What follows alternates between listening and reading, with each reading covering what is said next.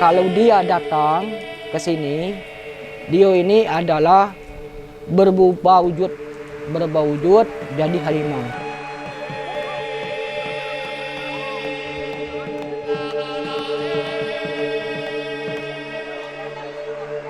Di Talang Beringin ini walaupun bukan di Talang Beringin, asalkan mengakui anak cucu Dio ini 3 tahun sekali siara di sini, memotong kambing, berdoa bersama untuk keselamatan beliau, untuk keselamatan anak cucu yang tinggal.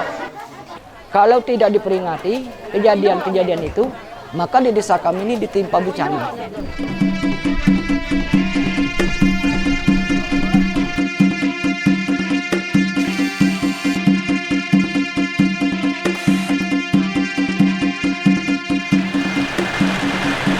Pada waktu itu Pak Lesman ini ibaratnya itu tinggal di kebun. Di kebun itu pekerjaannya untuk nyadap karet. Istri Pak Lesman ini ketemu dengan harimau. Nah, lihat harimau ada di situ, istri Pak Lesman ini akhirnya lari. Nah, akhirnya warga terus langsung ke tempat kejadian.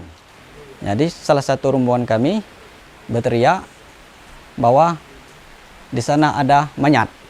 Nah, kami lihat ternyata mayat Pak Lesman.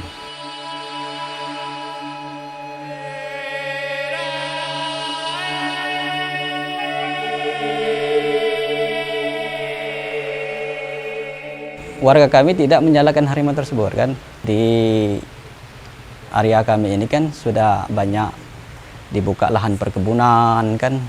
Ada pula lahan pite di sana kan. Jadi kemungkinan harimau tersebut ibarat itu mengganas atau memangsa masyarakat itu kan, dikarenakan habitatnya sudah habis.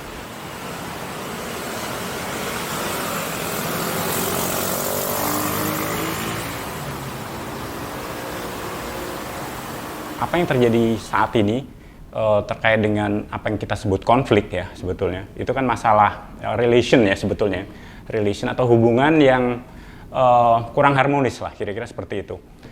Itu saya lihat sebetulnya lebih banyak terkait dengan persepsi, pemahaman, dan tadi yang lebih dalamnya sebenarnya ke kultur dan filosofi.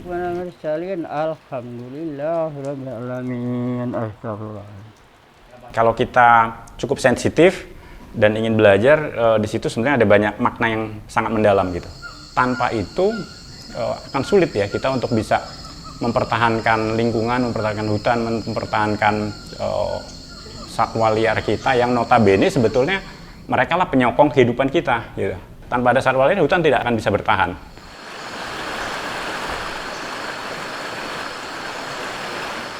Konflik penyebab kejadian konflik satu wilayah dengan wilayah lain itu bisa jadi berbeda gitu.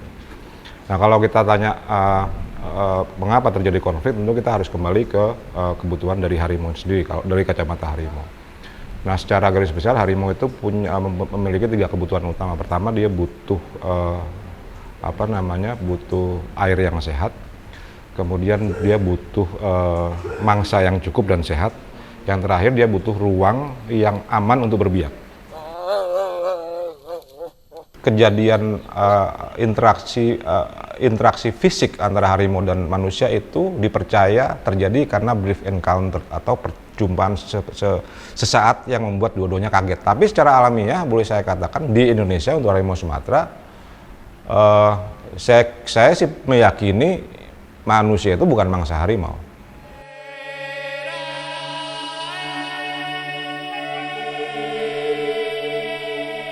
Sebenarnya banyak local wisdom yang sebenarnya respect dengan harimau gitu ya.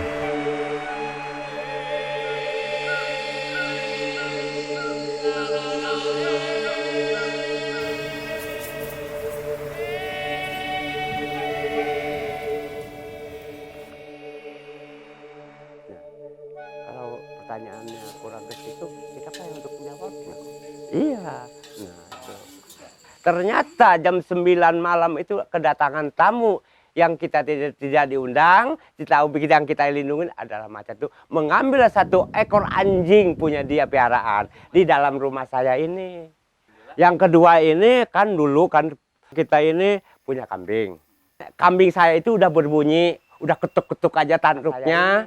Dengan ekornya pasti kata saya, benar saya lihat keluar saya senter, benar di pecekan itu ada tapaknya dia.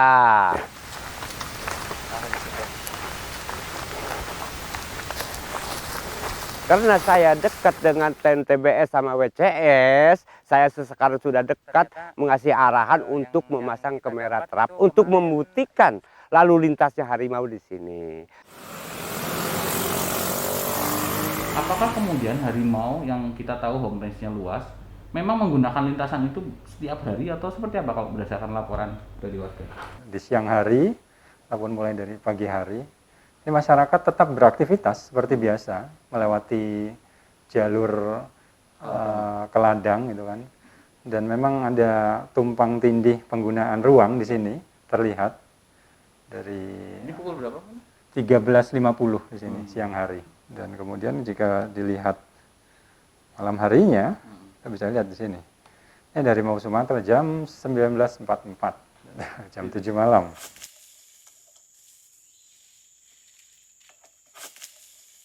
Saya dari dulu sampai sekarang mengasih saran sama masyarakat harus bergantian berterima.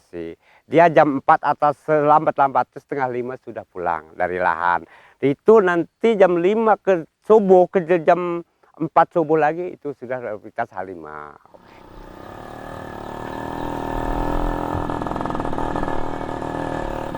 Di bulan-bulan tertentu kita bisa lihat berdasarkan data penelitian yang WCS lakukan di sini bersama TNBBS ya. Jadi kita bisa lihat bahwa frekuensinya tinggi di awal tahun itu kan, kemudian mendekati akhir tahun.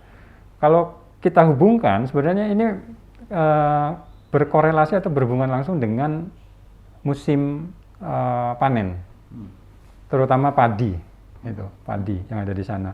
Karena memang ketika musim panen, maka hal yang terjadi adalah datangnya hama, babi. Nah, babi merupakan salah satu satwa mangsa utama dari harimau Sumatera, gitu kan. Nah, kesadaran bahwa adanya individu harimau, baik itu yang dewasa ataupun anakan, ini menjadikan masyarakat di Talang 11 tidak menggunakan jaring atau istilahnya di sana waring ya, untuk mencegah babi masuk gitu. Karena memang ada kekhawatiran ketika dipasang jaring, maka yang terjaring ataupun yang terjerat adalah individu harimaunya, bukan babinya gitu. Jadi mereka menggunakan media lain untuk mencegah babi masuk. Salah satunya alat lokal yang namanya pecing gitu ya. Jadi dipasang di pinggiran sawah dan itu merupakan zat ataupun substansi yang diambil dari darah babi ataupun kulitnya gitu. Jadi dipasang, diikat di batang, kemudian ditancapkan di pinggiran sawah. Dan memang efektif untuk mencegah masuknya babi.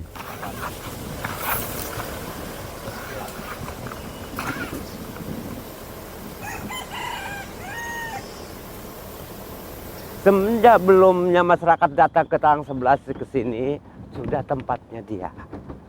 Dari awal sudah tempatnya dia sudah ada. Jadi perpanjangan masyarakat berpikir harus berdampingan dengan satwa yang dilindungi.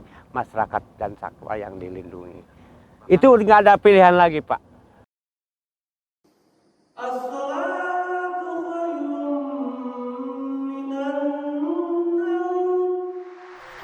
Kamera nih. Ya, enak kami deh.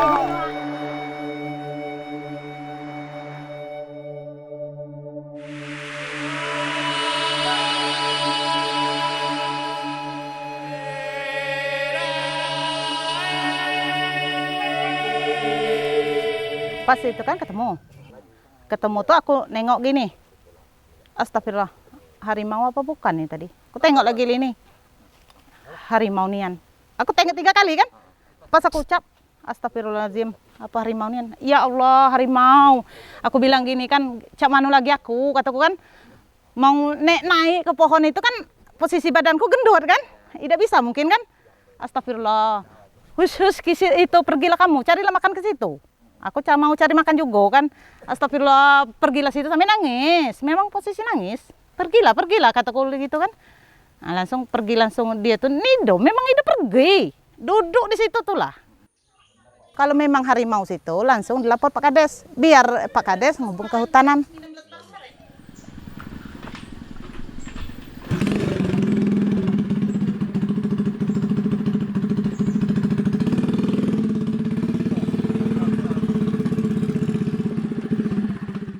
Selamat pagi rombongan Satgas. Selamat pagi Pak Ketua. Kita akan mengecek laporan dari masyarakat. Jadi tujuan saya membentuk Satgas itu pertama sekali untuk menyampaikan kepada masyarakat bahwa harimau ini adalah hewan yang dilindungi. Itu yang pertama. Yang kedua, menyampaikan kepada mereka, mensosialisasikan kepada mereka bahwa harimau ini kalau bukan posisi gila atau berpenyakit dia tidak akan mengganggu.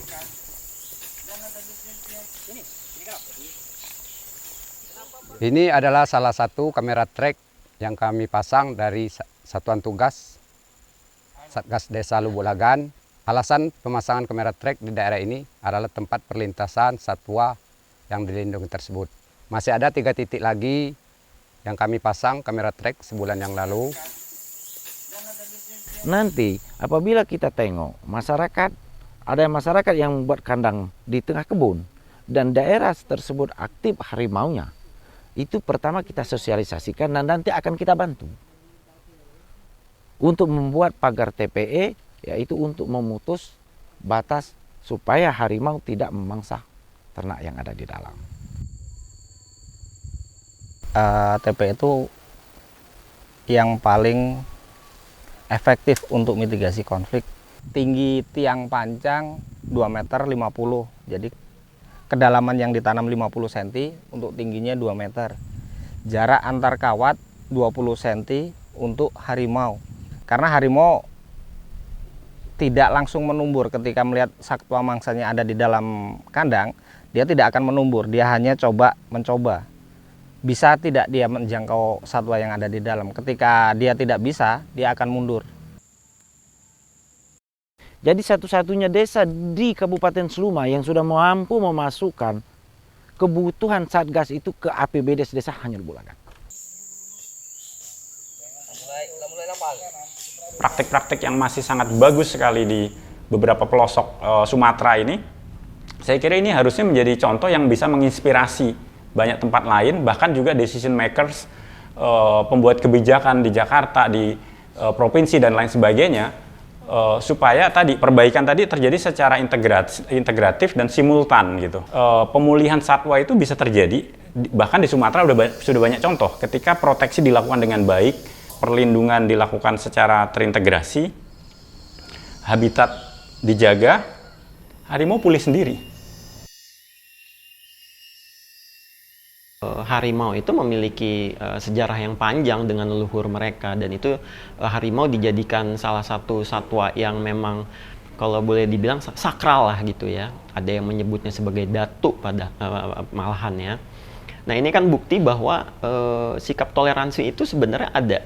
Jadi memang harus ada toleransi antara manusia dengan entitas lain, dan kelompok-kelompok ini yang harusnya bisa dijadikan sebagai acuan untuk itu, karena memang buktinya ada gitu, dan bisa gitu hidup coexistent, hidup berdampingan gitu dengan satwa liar. Jadi menganggap bahwa satwa liar apapun itu, bisa harimau Sumatera, bisa gajah, bisa orang utan, itu adalah bagian dari tempat hidup mereka. Jadi bagian dari Pulau Sumatera gitu. Kalau kita membicarakan tentang Sumatera. Jadi mereka sudah menerima bahwa ini adalah ya ini anugerah Tuhan yang ada di situ, dan semuanya diciptakan di situ. Dan manusialah yang memiliki tanggung jawab lebih, karena kita yang mempunyai pikiran ya, otak dan pikiran.